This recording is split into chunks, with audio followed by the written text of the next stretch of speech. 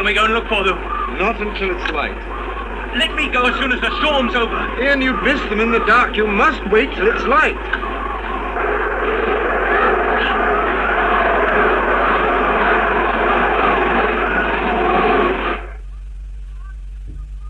Can't just go on sitting here. Shh.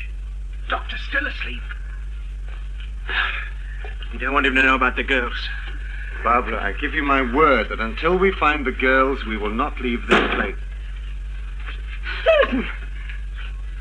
You know you've had us half worried to death. Where have you been? We went for a walk. A walk? Without asking me, don't you dare do that again, do you understand? That also applies to you, Ping Cho. I'm sorry, Mr. Marco. Has Grandfather been very worried? Luckily for you, he's been asleep the whole time. And we don't want him to know anything about this. I'm surprised that you'd encourage such a venture, Tagana. Oh, they weren't with me. I found them, crouched behind a sand dune. You were alone? Yeah, well, it was a pleasant night. I decided for a walk. I told the guard, he knew all about it. In future, the guards will be told to notify me immediately if any of you wish to leave the camp. Now go and change. We have to break camp soon. Yes, Mr. Marco.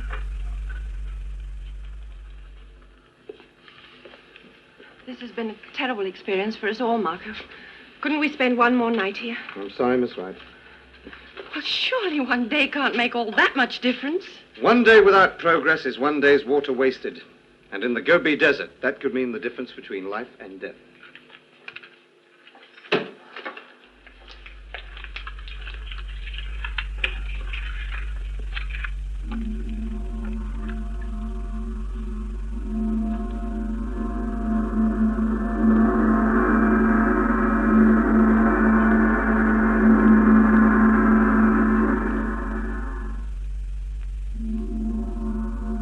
Progress today has been good, although we were all very tired after a sleepless night.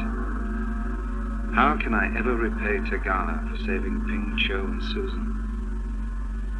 We covered 15 miles before I gave the order to set up camp for the night. Susan? Susan! I never get the sand out of my hair. Last night there were moments when I was sure I would never be here again.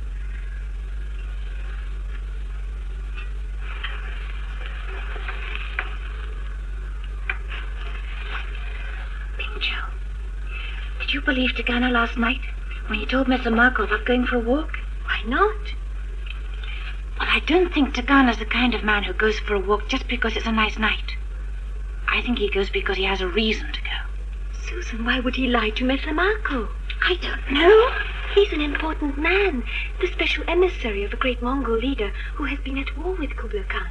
Tagana is to arrange a peaceful settlement between them. Would a man like that lie about walking in the desert? No. No, he wouldn't. That's what's so strange. What? The fact that he did.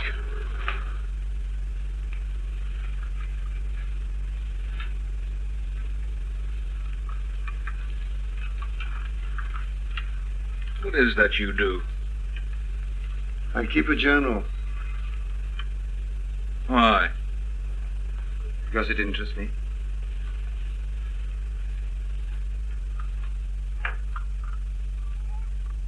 Marco!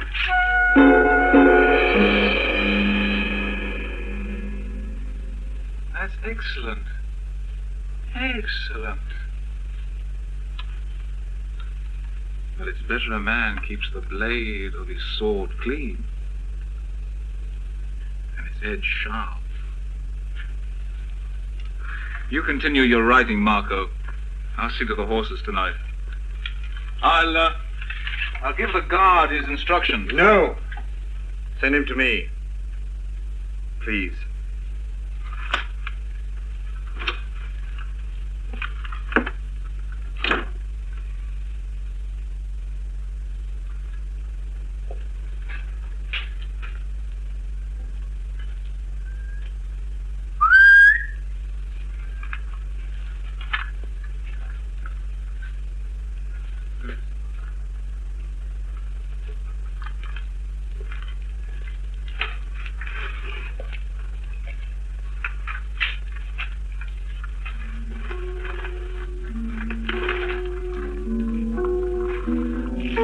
All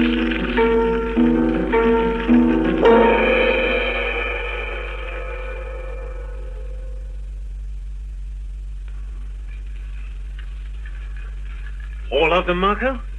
Yes, except for the one we're using.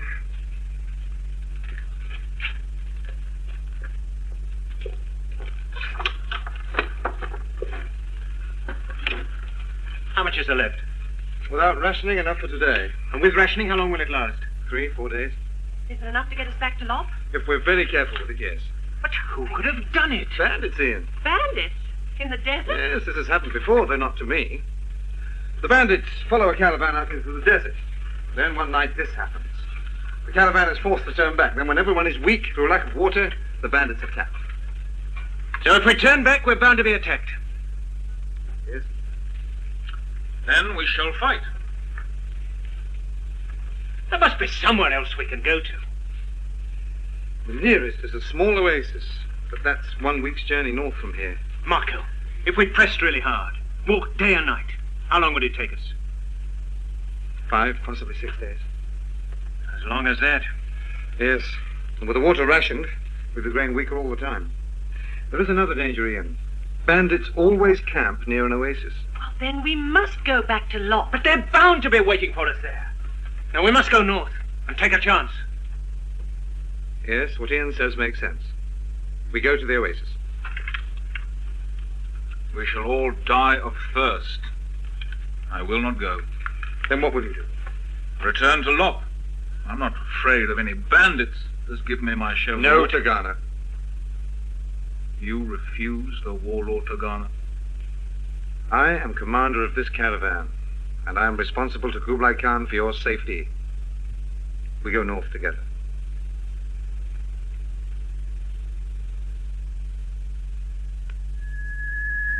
Have I made the right decision?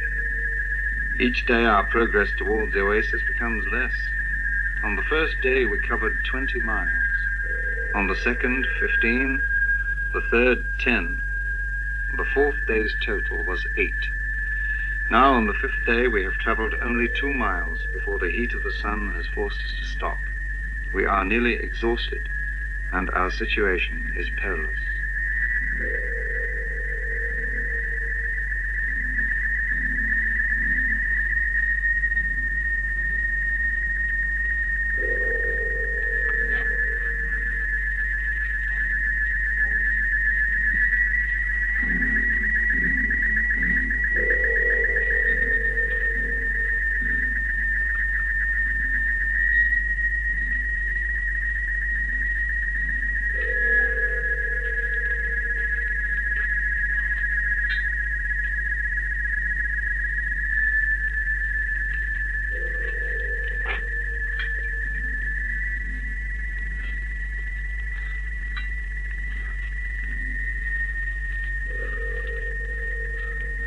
The worst of the sun is nearly over. We must move on again as soon as we've had this.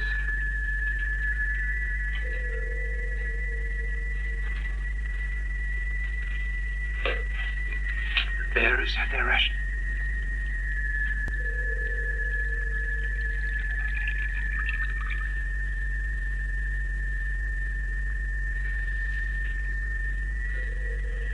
You take it.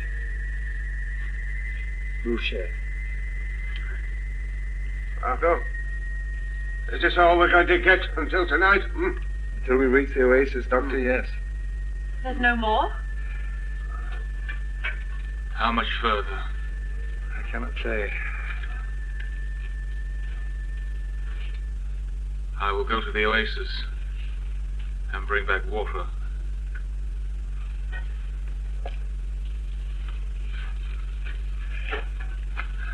Do you think you could reach the oasis? Yes, my horse is still the strongest. Very well, Tagana.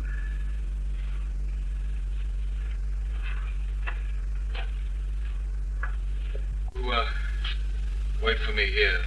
No. No, while we can, we'll push on towards the oasis.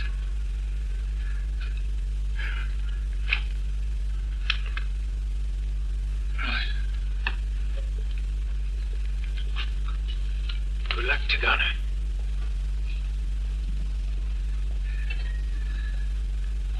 You must go.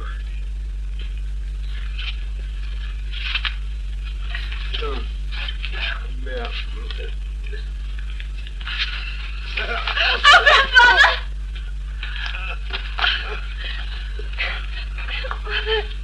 What's the matter with him? He's exhausted. We'll fix up a cot for him in the wagon. To be jostled and bumped about? He needs to rest in comfort, Marco. What about the TARDIS?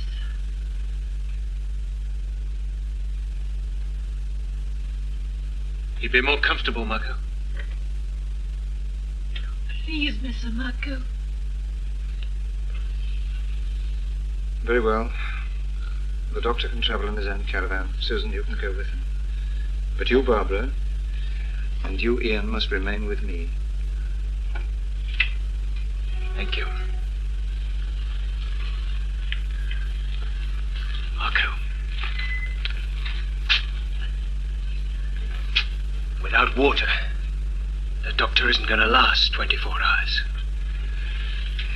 None of us are, Ian. Without water.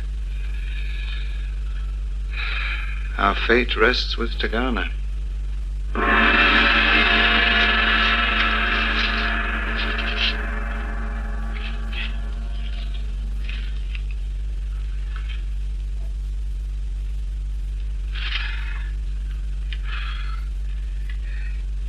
Here's water, Marco Polo.